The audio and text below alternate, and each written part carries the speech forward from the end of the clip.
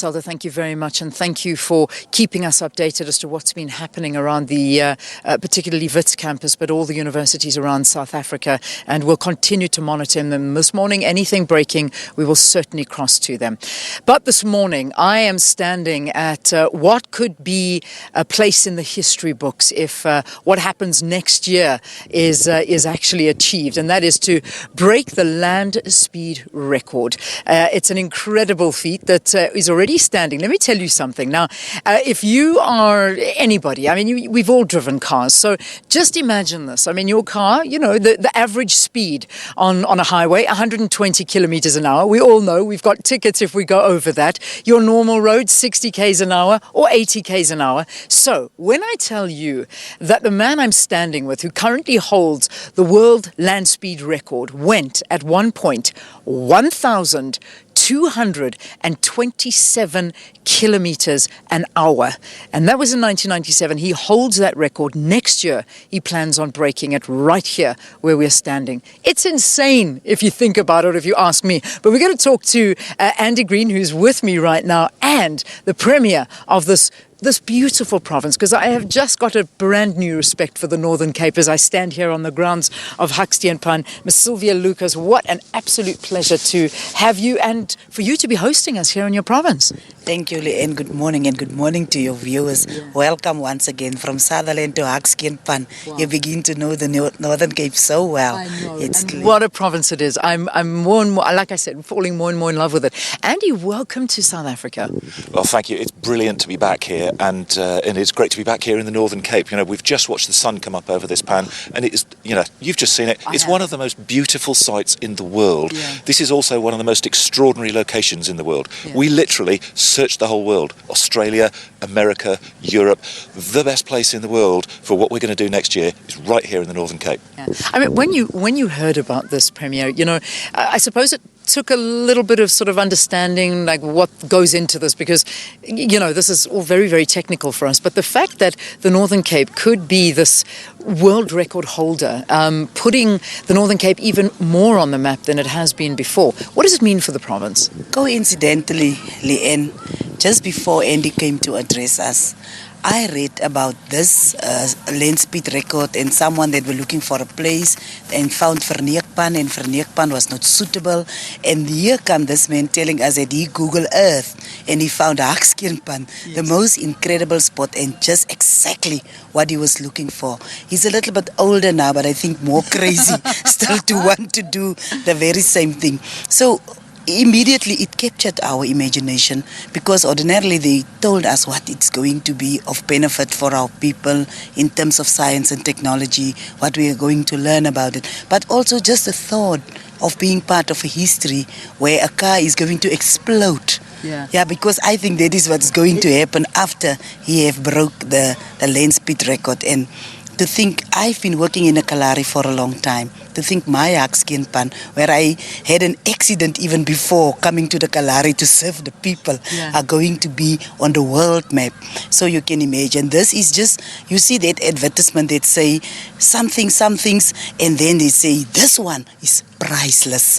That is what I want to say about it. It really is priceless. And, you know, the more I try and describe it, and the more the camera even tries to pick it up. You know, I've been glimpsing on what the television is showing, and it isn't even capturing where we're standing, because, you know, this is, I mean, as you say, you have searched the earth to find something like this. Look, Madam Premier, you are being overly modest here. You know, she's not taking the credit for what's happened, because this, you know, yes, there's a huge dry lake bed here. The reason it has become the world's best racetrack is because you and your government committed 7 years ago to making it like that. And the local people here in this region, over 300 people have spent the last 7 years clearing this pan, over 20 million square metres.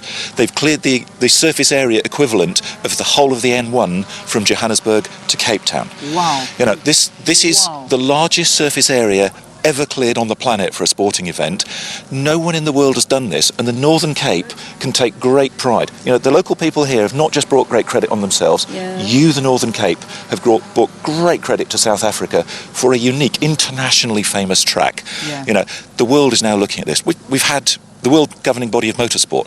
We've had the head of the land speed record fly in today just to be here to celebrate the achievement of the local people. It is literally world famous, and that's something the Northern Cape should be tremendously proud of. So, Madam Premier, thank you so much for helping to get us to where we are today. That's fantastic. And thank you, Andy, for highlighting it. You are being far too modest. Talk to me about the community, Premier. I mean, I saw these young kids over there in the community, which we're going to show in a little bit in a while. What have they done? Through the Extended Public Works program, we had about a little bit more than 300 people clearing up by hand more than 16,000 stones, because what Andy told us at first is that not even the slightest stone that are bigger than an old 5-cent piece can be on this track, because it is just lethal for the car.